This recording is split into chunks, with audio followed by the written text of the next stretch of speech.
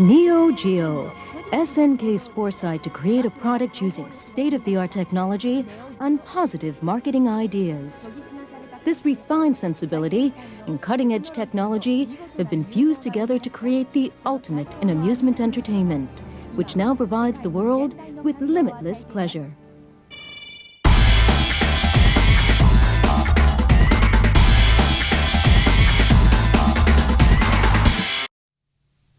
Hello everyone, and welcome back to Player One Start. Today we are continuing our series on the Neo Geo line of systems. The most unique part of the Neo Geo hardware that separates it from its competition is the technology that went into it. This console is packed with the best technology that the late 1980s and early 1990s would have to offer. Let's go ahead and look under the hood.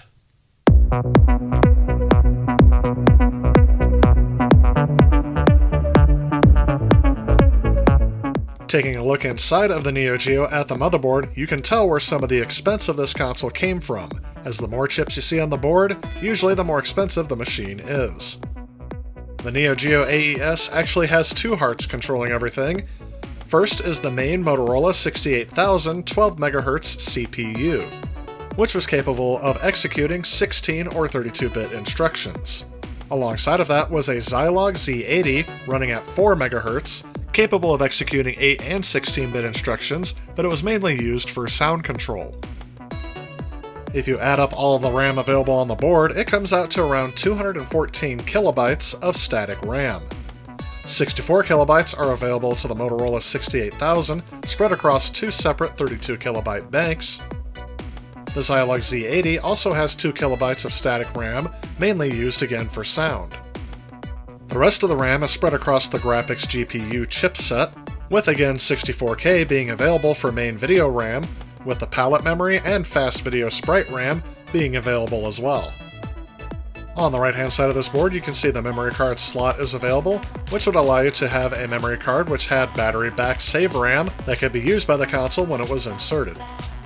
The board contains 512 kilobytes of onboard read-only memory chips. One of them is the zoom lookup table, which was used for scaling of sprites. Another one was used for fixed layer graphics. Another chip held standard sound information for the Z80 chip. And then finally there was the BIOS chip, which the 68000 would execute to start the hardware.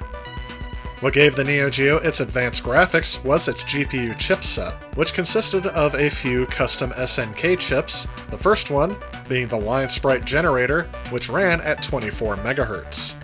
The other chips controlled the color palette used on screen as well as other features, and it's actually the GPU graphics data bus where the system gets its 24 bits namesake. With the other two consoles prominently featuring their bits in either their name or in their marketing, it is no wonder that SNK's marketing decided to include this higher number as a way for consumers to immediately tell that there was something more to this system over their competitors. But it would take more than a number of bits to woo customers over to this platform, especially at its high price. All the hardware packed inside this system is useless if it doesn't produce a good image. So let's see what kind of advantages this hardware provides.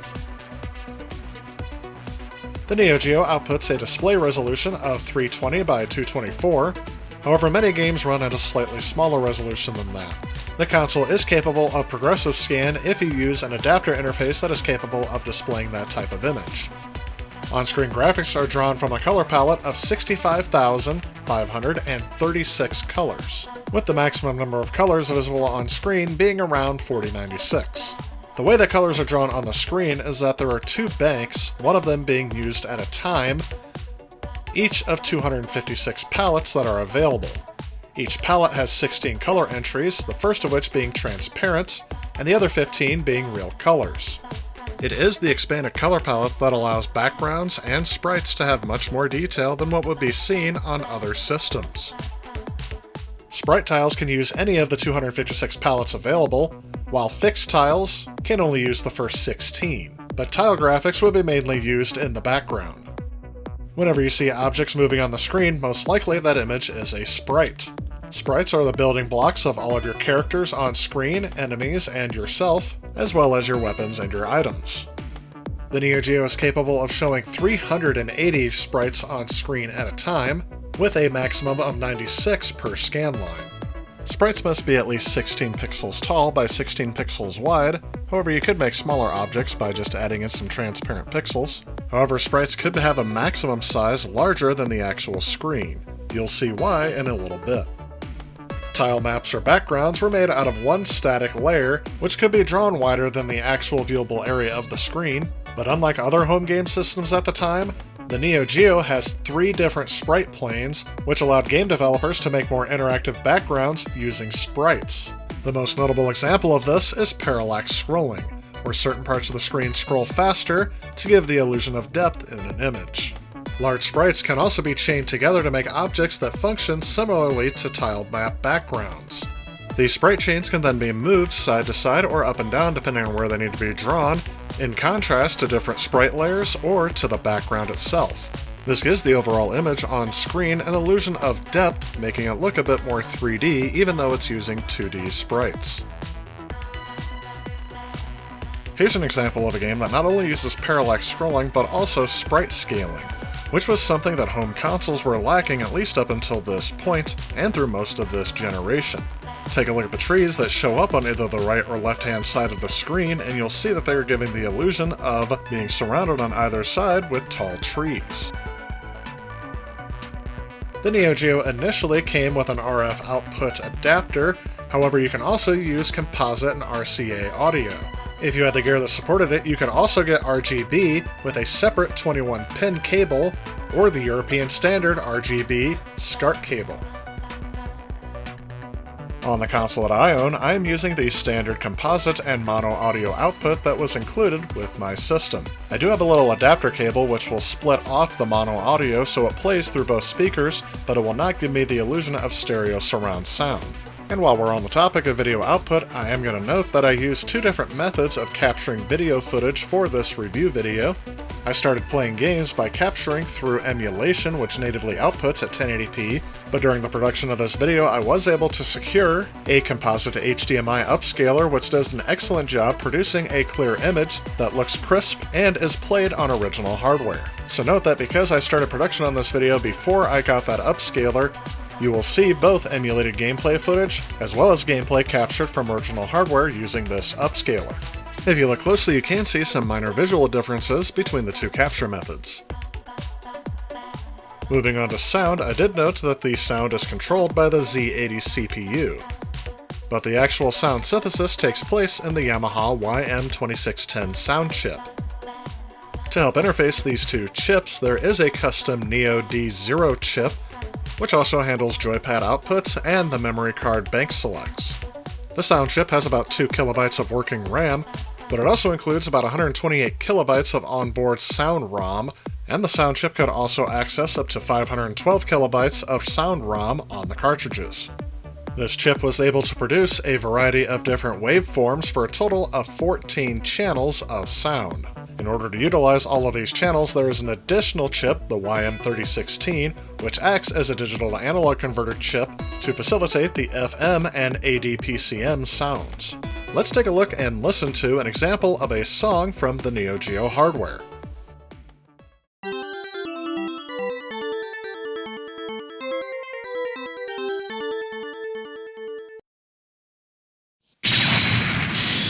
Metal Slug.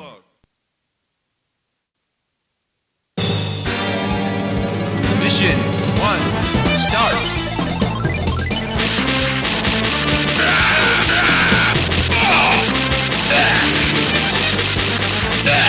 Heavy machine gun. As you can see on the screen, not all of the channels are being used for the song. This would allow the Neo Geo to play sound effects of anything happening on screen without cutting out any part of the song, which is something that was common on previous hardware. The remaining channels are being used for things that wouldn't usually be seen on a home console, such as digitized speech. Along with that, I think all of the channels are utilized well and provides a high quality sound, at least higher quality than what I would see on another home console of this era. To get a better idea of how the graphics and sound were used on this system, let's go ahead and take a look at a few more examples from this console. Thank you. Heavy machine gun.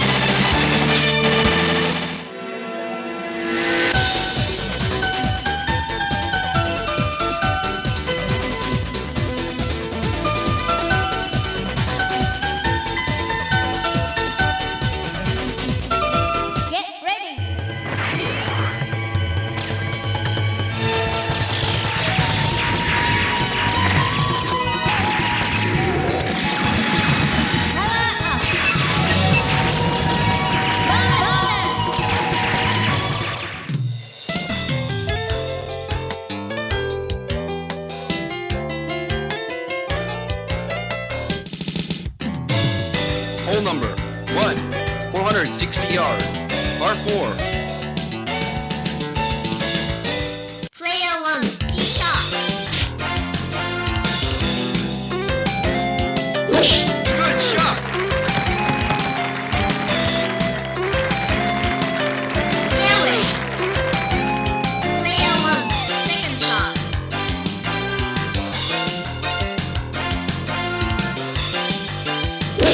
Fine. On the green.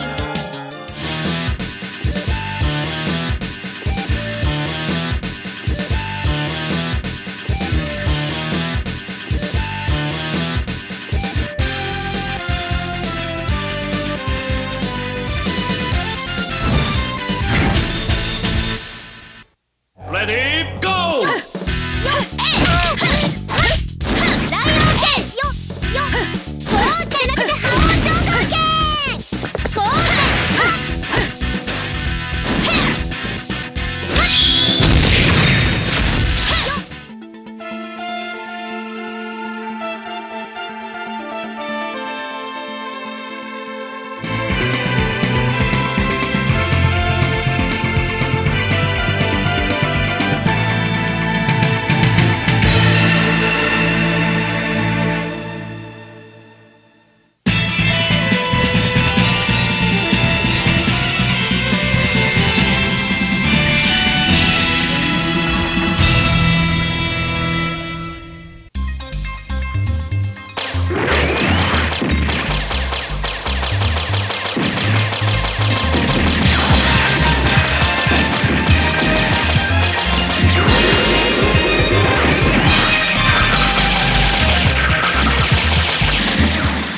Out of all of the games that were released for this system, I think I find Pulsar one of the most impressive looking. Now obviously there are more games I have to try for this, but as with any system, we may have to go to the tech demo scene to see what the maximum capability of this system is. As we take a look at some of these tech demos, I will note that I am pulling these from the MVS, the AES, and the Neo Geo CD, as they all share very similar hardware. Let's go ahead and take a look.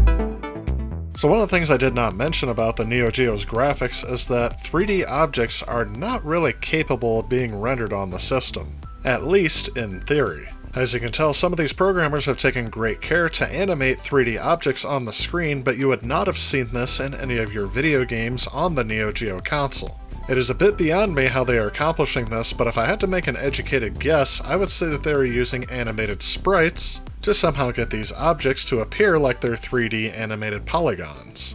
It should be noted that all of the tech demos you are seeing were rendered in emulation. That is mainly due to the fact that all of these were designed to run on the Neo Geo CD, so I couldn't get them up and running on my AES. Before we move on from the demos, there is one that I always like to show, as it is one that has been ported to a variety of systems, so we can tell just how capable each piece of hardware was. The musical and graphical sequence is the same one used in all of the bad Apple tech demos that I showcased in the 8-bit war. However, now that it is running on much more capable hardware, everything looks and sounds better than it did on the previous generation. One of the side effects of the fact that the music quality is much better is the fact that I can't play it in this video or else it gets flagged. But needless to say, it does sound excellent taking advantage of the sound hardware on the Neo Geo. Overall, this demo is very well done, but again, nothing you would see on a store-bought cartridge.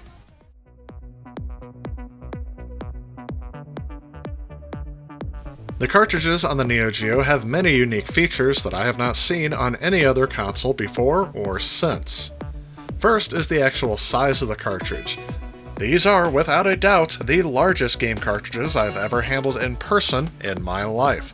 I'm not quite sure if there's any that are bigger than this, and if there are, you'll have to let me know in the comments, but these things are big, especially when you compare them to every other game cartridge in my collection. If you set them up just right, you can't even tell there are any other games behind this cartridge, as the Neo Geo cartridge eclipses every other game. But I believe this is due to the fact that there is a lot more in these cartridges than are in the typical game cartridge of the time period. Taking a look inside, you can see there are two separate boards that connect into the system.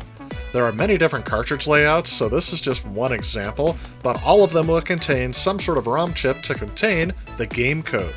There are other system enhancement chips that would be included, but these vary by game to game.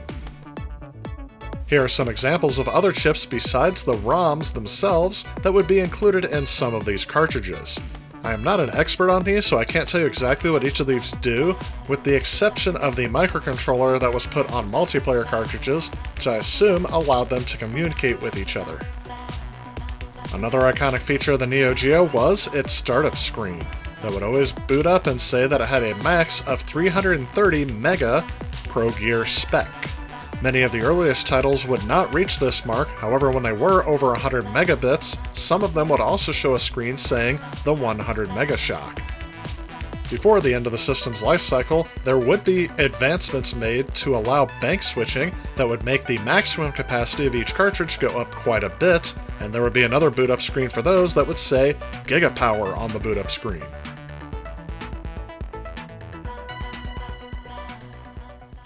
The Neo Geo AES is one of those systems that I think is one of the holy grails of collecting. For the time frame that I grew up in, which was 1980s, 1990s, this is the pinnacle of a console that I would have loved to have had up until about the time that the Sony PlayStation came out. I mean, this thing is really packed and loaded and so much more capable than every other system around it. One of the problems with this system back in the day was its high cost. And to tell you the truth, that's still the problem with this system today, because it was expensive to buy back in the day, there aren't as many of these consoles out there as a result because they didn't sell as many, and they are a high collector's item today because the graphics and sound are exactly what you would see in an arcade machine out of that time. So this is not a system that you can easily collect for. In the next video, we're going to start taking a look at some of the first games for this system, but my collecting has been very limited in what I can get for this system, because a lot of these games start out, at least for the AES, being at least $100 to $200 a piece, and can go up into the thousands and tens of thousands of dollars to collect. So I actually had to have a little help with this. I ended up getting a Neo SD cartridge, which is produced by Terra Onion, which is a company that makes a lot of EverDrive equipment for other consoles. And I decided to get this because there was no way I was going to be able to afford to buy all of these AES cartridges. Another route I tried to go with this system was to get an NVS conversion cart, because yes, they are not compatible between the NVS and the AES. The pinouts are not quite the same. What the converter does is make it so you can play these NVS cartridges on your AES, but they're not all natively compatible even with these converters, or at least not with my converter.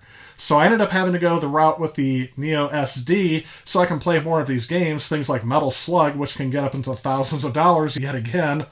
And I really wanted to be able to showcase a lot of the games for this system. And I did the same thing actually with the TurboGrafx 16. I ended up getting an EverDrive for that system. Even though I owned a fair amount of the games, I wanted to be able to play the rarest of games to see if they were something that I really should try to collect, or are they even any good because they didn't sell well, they're rare, and they're very expensive as a result.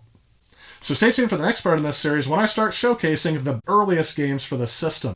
Thanks to the fact that games didn't have a lot they had to do to translate from the NVS into the AES, there were a fair amount of games available for the system at launch, and we will start taking a look at those in the next video. I'll see you then. If you like this video and you'd like to help out with future projects on this channel, please consider supporting me on Patreon. Also, if you enjoy the content of this channel, please remember to click on this subscribe button. Again, I want to thank you so much for watching. I'll see you next time.